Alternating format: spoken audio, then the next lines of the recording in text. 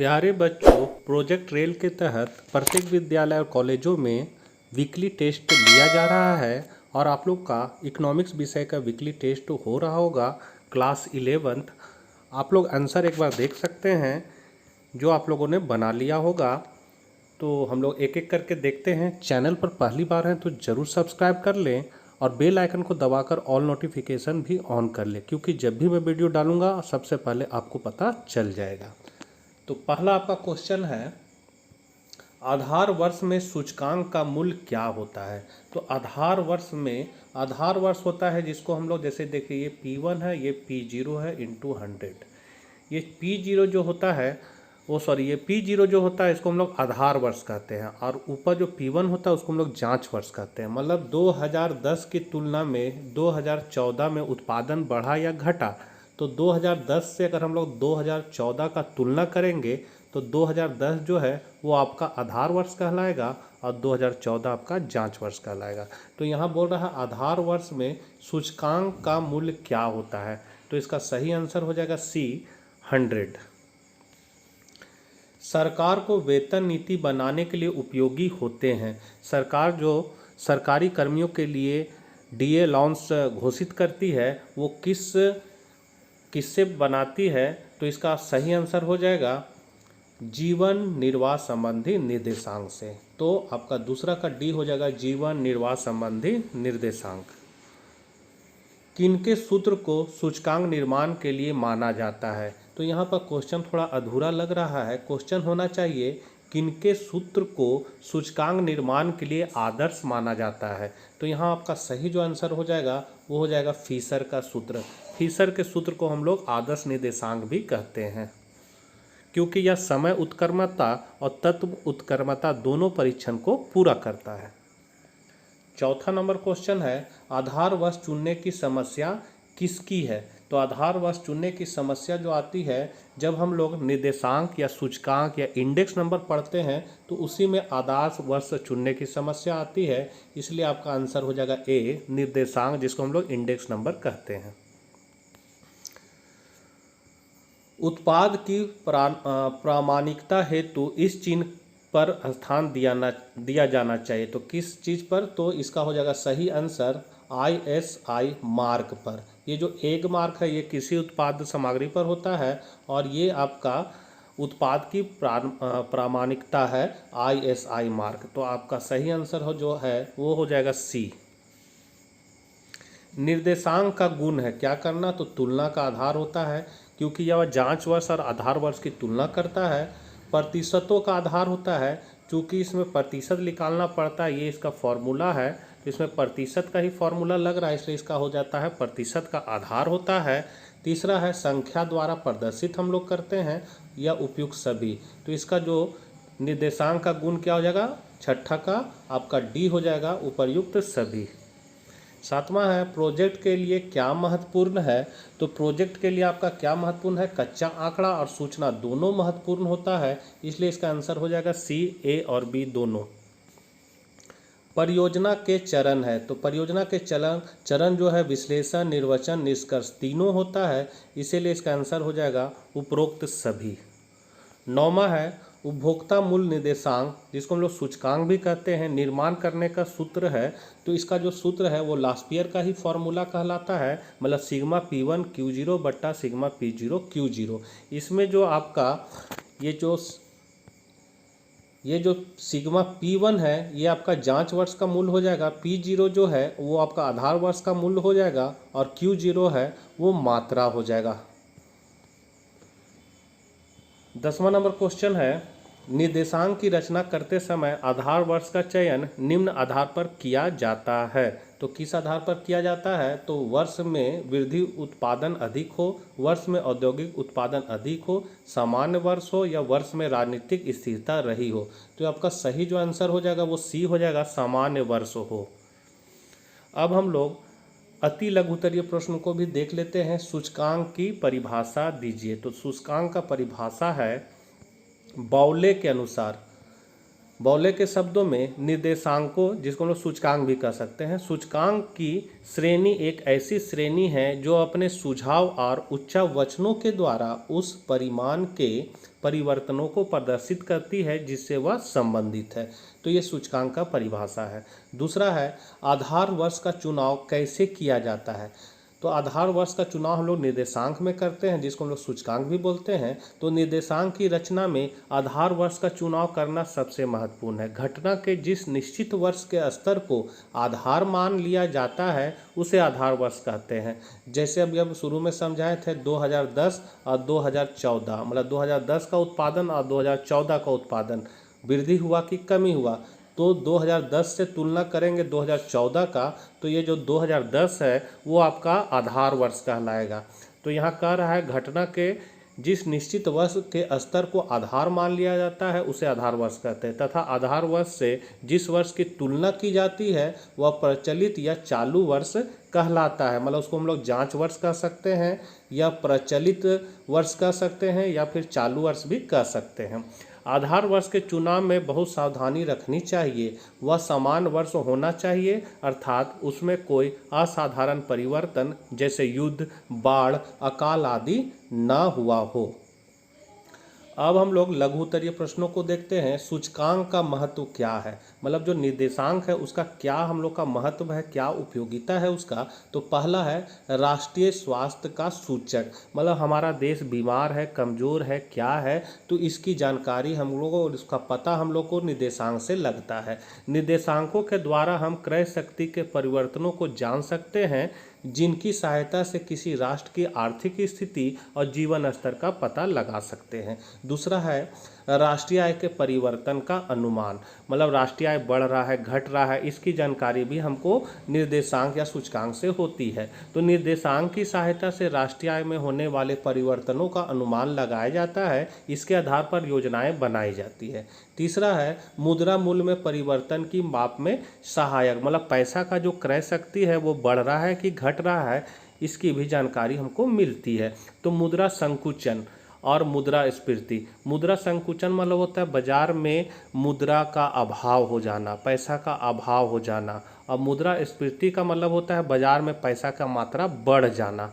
तो मुद्रा संकुचन और मुद्रास्फीति के कारण क्रय शक्ति पर क्या प्रभाव पड़ता है, इसको निर्देशांक की सहायता से मालूम किया जाता है। क्रय शक्ति मतलब होता है कि 1 रुपया का क्षमता 1 टॉफ़ी लेने का है या 10 टॉफ़ी लेने का है, तो ये इसकी क्रय क्षमता पर निर्भर करती है। यदि कोई व्यक्ति 1 रुपया में 1 टॉफ़ी खरीदता है और कोई व्यक्ति 10 रुपया में 1 टॉफ़ी खरीदता है, तो इसका मतलब है कि 10 रुपया का जो क्रय शक्ति है वो 1 रुपया की तुलना में कम है।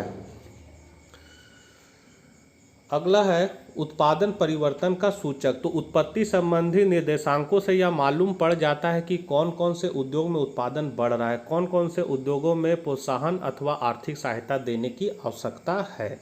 पांचवा है विदेशी व्यापार प्रगति का सूचक। तो विदेशी व्यापार संबंधित निर्देशांकों से विदेशी व्यापार की स्थिति का पता लगता है, जिसकी सहायता से हम अपने विदेशी भुगतान का संतुलन करने में सफल होते रहते हैं। आप लोग को 4 पॉइंट या 5 पॉइंट लिख सकते हैं, ज़्यादा लिखने की इसमें ज़रूरत नहीं है, फिर भी मैं आपको ये पॉइंट और बता दे रहा हूँ।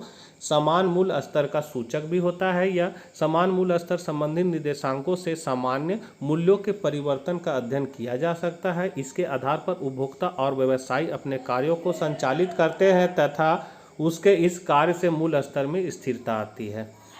7वां है व्यापारी के लिए उपयोगी। तो व्यापारी के लिए भी निर्देशांक बहुत उपयोगी होते हैं, क्योंकि इसकी सहायता से वे पूंजी बाजारों के उच्चावचन और आय के परिवर्तनों को जान सकते हैं। मतलब बाजार में कब तेजी हो रहा है, कब मंदी हो रहा है, इस चीज़ को व्यापारी जान सकते हैं, जिससे वे अपनी विनियोग क्रियाओं का नियंत्रण सफलतापूर्वक कर सकते हैं। मतलब हमको पैसा लगाना है कि नहीं लगाना है, उसकी जानकारी वो रख सकते हैं। ब्लेयर के शब्दों में निर्देशांक व्यवसाय के पथ पर चिन्ह और पथ प्रदर्शन स्तंभ है, जो व्यवसाय को अपने विषयों के संचालन या प्रबंध का तरीका बताते हैं। 8वां है सरकार के लिए उपयोगी। ये सरकार की कर नीति में भी सहायक होते हैं, क्योंकि यदि वस्तुओं के मूल्यों में वृद्धि नहीं हो रही है तो आरामदायक तथा विलासिता की वस्तुओं पर कर बढ़ाया जा सकता है। चौदह नंबर क्वेश्चन है, उपभोक्ता जागरूकता का क्या अर्थ है। तो उपभोक्ता जागरूकता एक प्रक्रिया है जिससे उपभोक्ता को उनके अधिकारों और नियमों के बारे में बताया जाता है, जिससे कि वह जागरूक होकर किसी भी सेवा और वस्तु को खरीदकर उपभोग कर सके। मतलब उपभोक्ता बाजार में ठगा ना जाए, वो अपने आप को ठगा महसूस नहीं करे, इसीलिए उपभोक्ता जागरूकता कार्यक्रम चलाया जाता है। टीवी के माध्यम से, बैनर के माध्यम से, नाटक के माध्यम से उपभोक्ताओं को जागरूक किया जाता है कि क्या होना चाहिए, क्या देख के आप सामान खरीदें, ये सब की जानकारी उन्हें देनी पड़ती है। और यदि वे ठगा गए तो उसके बाद वो क्या कर सकते हैं, वो सब चीज़ की जानकारी उसमें होती है। लोग अपनी असीमित ज़रूरतों को पूरा करने के लिए एक निश्चित कीमत पर सामान और सेवाएं खरीदते हैं। यदि खरीदे गए सामान या सेवाएं खराब गुणवत्ता, अधिक कीमत या आवश्यक मात्रा से कम है तो क्या करें। ये स्थितियां असामान्य नहीं है। संतुष्ट महसूस करने के बजाय उपभोक्ता अक्सर विक्रेताओं द्वारा ठगा ही महसूस करते हैं। यहाँ उपभोक्ता जागरूकता एक महत्वपूर्ण भूमिका निभाती है। अब सेक्शन डी में है, मूल्य सूचकांक की गणना कीजिए सरल समूहीकरण रीति द्वारा। तो यहाँ पर कॉमोडिटी ABCDEFG दिया हुआ है। प्राइस है 2010 में 20-30 इस तरह, और प्राइस है 2017 का। तो जो प्राइस है 2010 ये पुराना है और 2017 नया है, इसलिए प्राइस इन 2010 को हम लोग आधार वर्ष का मूल्य मान लेंगे। आधार वर्ष के मूल्य को हम लोग P0 से डिनोट करते हैं, और जो 2017 है उसको हम लोग जांच वर्ष का मूल्य मान सकते हैं या करेंट ईयर भी मान सकते हैं, इसको हम लोग P1 से डिनोट करते हैं। तो यहाँ अगला टेबल में हम लोग आंसर में बनाएंगे वस्तुएं, कॉमोडिटी मतलब वस्तु, ABCDEF लिख देंगे, और फिर यहाँ आधार वर्ष का मूल्य क्या है 2010, तो 2010 के मूल्य को हम लोग P0 से डिनोट करेंगे। ये 20-30 जो है यहाँ उतार दिए टेबल में। फिर 2017 को हम लोग जांच वर्ष का मूल्य लिख सकते हैं, इसको हम लोग P1 से डिनोट करेंगे। यहाँ देखिए P1 लिखे हुए हैं और इस टेबल में जो दिया हुआ है इसको यहाँ उतार दिया। अब आपको क्या करना है, इसका सीधा सा फॉर्मूला है कीमत, आपका मेथड का, आपको कौन मेथड पूछ रहा है, सरल समूहीकरण रीति। तो सरल समूहीकरण का साफ फॉर्मूला है इंडेक्स नंबर बराबर सिग्मा P1 बट्टा सिग्मा P0 इंटू 100। ये इसका फॉर्मूला है, यहाँ 100 हो जाएगा, ठीक है। तो इसका सीधा सा फॉर्मूला क्या है कि आप P1 को जोड़ दीजिए और P0 को जोड़ दीजिए और दोनों को आपस में भागा लगाकर 100 से गुना कर दीजिए। तो हम लोग 2010 को पूरा जोड़ देंगे, मतलब 20 जोड़ 30 जोड़ 10 जोड़ 25, 40 और 50 को जोड़ेंगे तो 175 आ जाएगा।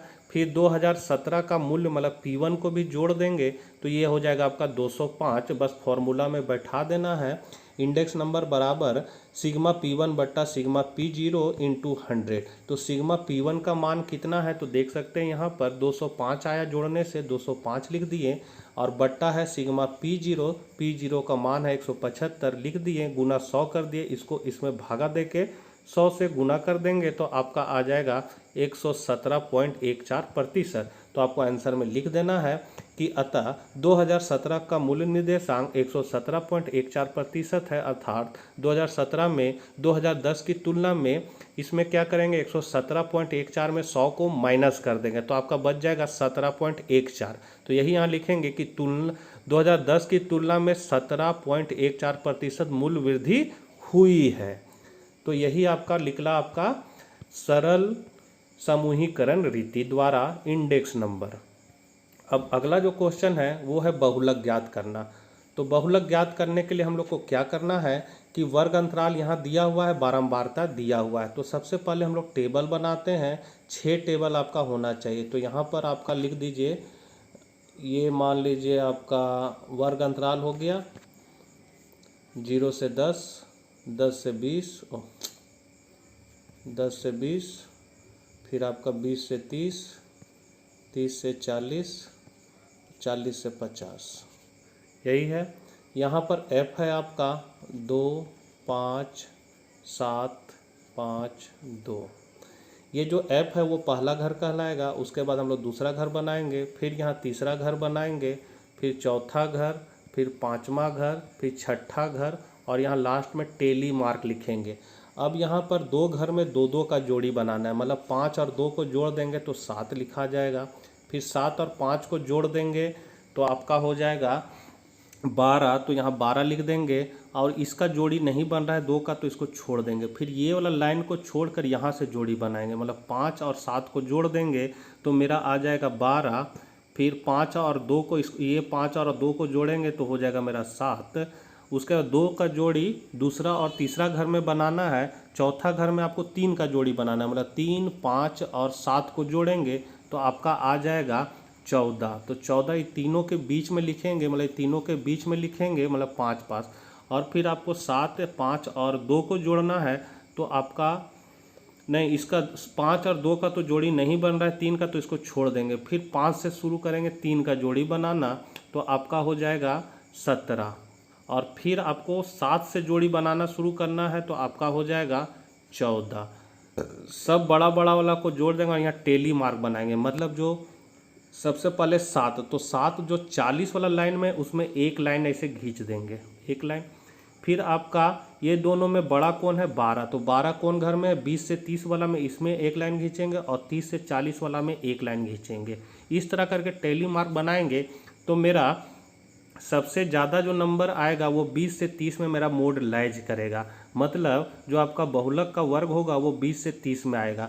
तो यहाँ पर जो ये 20 से 30 में है तो ये 20 जो है उसको L1 मानेंगे, ये 30 को L2 मानेंगे, इसको F0 मानेंगे, मतलब 5 को F0 मानेंगे, 7 को F1 मानेंगे और ये 30 से 40 वाला में जो 5 है उसको F2 मान लेंगे।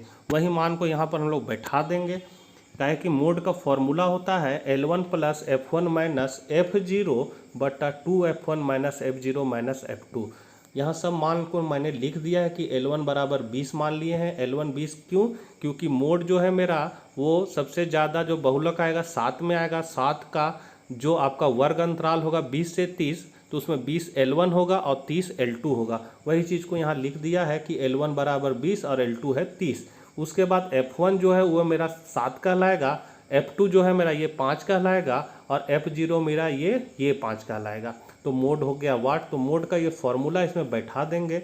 L1 का मान कितना है 20, यहाँ 20 रख दिया, प्लस F1 माइनस F0, मतलब F1 मेरा 7 है तो 7 माइनस का माइनस, F0 मेरा यहाँ कितना है 5, तो 5 बटा 2 है तो F1 से गुना में है तो 2 ब्रैकेट में डाल देंगे, मतलब 2 गुना हो जाएगा। और F1 का मान कितना है तो यहाँ देख सकते हैं 7 है तो F1 की जगह 7 बैठा दिए, माइनस F0 है मेरा 5, फिर माइनस F2 का मान कितना है यहाँ 5 देख सकते हैं 5, और L2 है मेरा 30, L1 है 20, तो यहाँ 30 माइनस 20 कर दिए। उसके बाद 20 का 20 प्लस 7 में 5 गया 2, 7 दूनी 14 और माइनस माइनस प्लस, लेकिन माइनस साइन रहेगा तो 5 5 10 हो जाएगा, तो माइनस 10 हो गया। और 30 में 20 को घटा देंगे तो 10 हो जाएगा। फिर आगे बढ़ेंगे, ये 20 का 20 रहा और 10 दूनी 20 कर देंगे और 14 में 10 को घटा देंगे तो यहाँ 4 हो जाएगा। फिर 4 को 20 में भागा लगा देंगे, इसको इसमें भागा लगाने तो 5 चौके 20, तो 20 प्लस 5 तो आपका बहुलक कितना निकलेगा 25। तो यही आपका आंसर हो जाएगा। तो बच्चों आशा करते हैं यह वीडियो आपके लिए उपयोगी साबित होगा। चैनल पर पहली बार है तो जरूर सब्सक्राइब कर ले। मिलते हैं नेक्स्ट वीडियो के साथ, तब तक आज्ञा दीजिए। जय हिंद, जय भारत।